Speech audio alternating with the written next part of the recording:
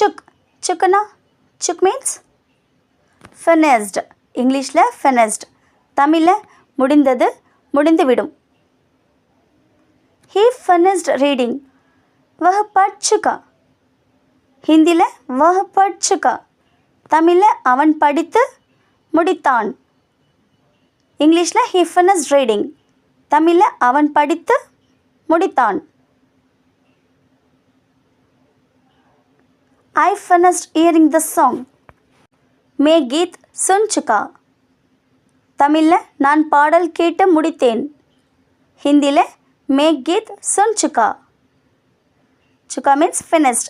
गीत song. Soon hearing. பாடல்னா song. We finished eating. Hindi हम खा चुके.